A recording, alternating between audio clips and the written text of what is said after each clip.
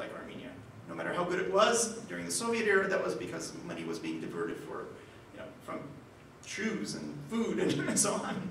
They have to stand in line for it. So at this point, they're starting to come up with new ways of funding it with some coming from the government of Armenia. There's another program here in the US called ANSEF, which is the Armenian National Science and Education Foundation, where basically what it does is it operates like the US National Science Foundation except for Armenia. It's using our approach to funding.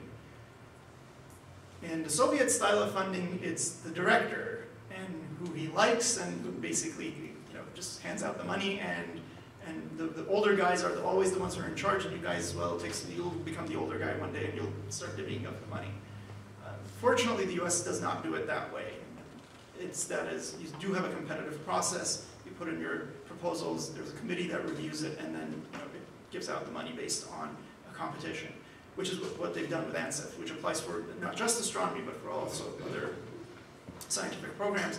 And you have to give a progress report, which was never necessary before, but now it is. So as a part of getting this money, you basically have to say, okay, well, this is what we said we'd do, this is what we can accomplish, this is what we need to do still.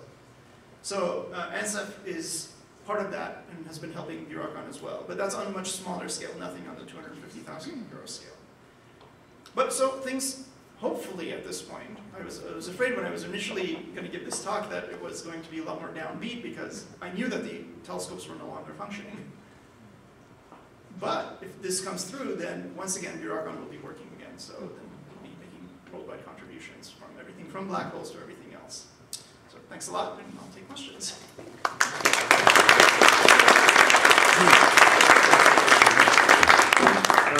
Could you comment a little bit about Hawking radiation and why some black holes are spinning at tremendously high rates of speed and other black holes are not rotating? And why this would be necessarily? Well, those are... so the question is about Hawking radiation. So Stephen Hawking was sort of trying to think up exactly how, if anything, could ever get out of a black hole. And the reason he was thinking about that is very critical. General relativity describes big things. It works very well for big things. For everything that's small, we have another theory of physics called quantum mechanics. Quantum mechanics is very good. It explains things very well, but it doesn't do gravity. So how do you, and the idea is that all the forces, everything, all the physics should be unified. So Stephen Hawking started thinking about the idea of, well, quantum mechanics is about small things, but then wait a minute, a black hole is actually squished matter on a very small scale, so suddenly you have gravity operating on a small scale. So if I start thinking about what's going on here, then that might give me a sense of the connection between quantum mechanics and general relativity. And the idea behind when he came up with Hawking radiation was that in fact there is a way for something to leave a black hole, and it's in a quantum mechanical way. And quantum mechanics is based on uncertainty. That is, you can never know the precise, for example, you can never know the precise position of a particle and its velocity at the same time. Right. So either you know something where it's perfectly positioned, but you have no idea how quickly it's moving, or you have a sense of how quickly it's moving, but you don't know exactly where it is. Wait a minute, black hole is pretty well defined exactly where it is, which means particles that are inside it, therefore must have an uncertain velocity, which means they can, and physically they could actually leave the black hole. That's Hawking radiation. It's when particles can leave the black hole, but they haven't actually physically traveled. It's because of this uncertainty they're actually outside of the black hole, and they take energy away from them, and mass away from the black hole. So it's a very odd way of thinking about this. That is, if you squeeze things enough so that they're confined, now you've made something very, very uncertain about it. And because a black hole is in fact doing exactly that, that uncertainty makes it lose particles. And hence, there is something that can actually leave a black hole. Not something we can measure, though. No, we need to, that's the thing, is for it to work, you need a very small black hole to really work. Big black holes, most of which the ones that we feel that we know that exist there because of the accretion onto them, their binary systems and so on, they tend to be a lot bigger than Hawking radiation would be. But the idea was this was the first time that gravity was in any way connected to quantum mechanics, that you took the things that guides everything's motion in the universe, gravity, to the things that determine how protons and electrons move, and suddenly you had connected the two. And so that's why it's so critical that his contribution was, he came up with a way of looking at it to connect the two. Yeah. As for spinning and non-spinning, those are more or less at this point sort of, the non-spinning one is just sort of the simpler mathematical way of representing it. I don't think there's in fact any non-spinning black holes. Okay. And for everybody else, if you haven't thought about this, and I wonder why you haven't, everything in the universe moves. There's nothing that's static. And black holes all started bigger. They never started small. And just like an ice skater spinning and pulling their arms in, they're going to spin faster and faster the smaller they get. So these things are spinning as well. And in fact, there's a theorem that basically something called black holes have no hair, which is a very odd way of describing it also, is that they have very basic characteristics. That black holes have mass, spin, and magnetic field. That's it. There's no other quantity that defines a black hole. So when you put it all together, the expectation is, how would you get a black hole that doesn't spin to begin with?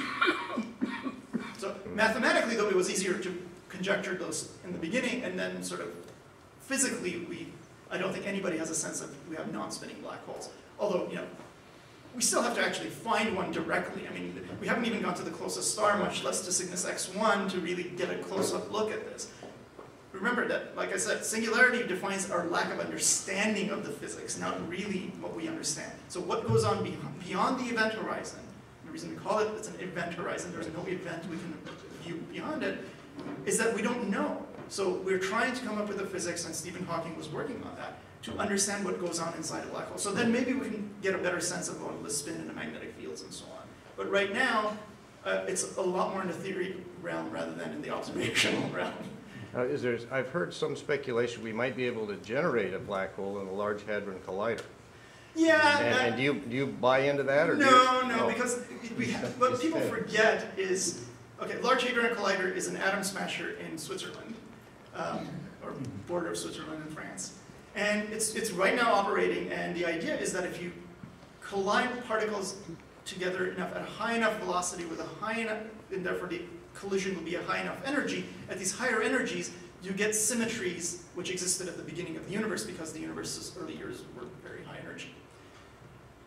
And that's what these particle smashers are for. You have them collide, lots of energy. At those energies, you basically see physics behaving in a different way because these forces start uniting and particles become very different particles. They basically become the subparticles, the subatomic particles, and so on. So you study all of those and it gives you a sense of how things are working. But the universe does that every day. The universe generating high-energy particles is not unique. And we have high-energy particles impacting the top of our atmosphere every day, all the day, and we don't have black holes raining down on us. So the energies we're reaching on the ground after spending all of this money and all of this effort is something that happens in the universe on a regular basis still. So these are particles that are generated in supernova explosions. These are the explosions of stars which send out particles at enormous velocities. And one of them, and a lot of them actually, come and hit the top of our atmosphere. So that's an atom smasher, particle from supernova, or atmospheric particle, boom, huge energies, and no black holes. Yes? Մեր Հայաստանցի եղբայրներու մոտ լեջենդ մգա, որ Byurakani մեջ արդեն կոսմիկ ռեյերը, բաները դոմեստիկ կրած են և դեստրուկտիվ մեծ զենքեր ունի, այսպիսի, այսին քիդական բզդիկ հիմք մգա։ Բոլորովին չէ։ Չի գա։ Առաջինը cosmic ray տեսակետից բոլորովին ուրիշ observatory կա Հայաստանում։ Cosmic ray division։ Byurakanին կապված է։ Իչը ասում եմ, կապված է պետք է մյուս observatory, որ Aragadsից շատ ավելի պետք է բարձրանաք, Չիլինգարյան եղբայրներից։ Այո, ճիշտ է, Չիլինգարյան։ Ուրեմն Byurakanին կապ չպետք է ունենալ, մեջից հրան սոդան մենք աշխարհը գրնանց կամս։ Երկրորդը, եթե այդ զենքը ունենայինք, հերմիչը չենք գործածը։ Կհավատա ժողովուրդը։ What is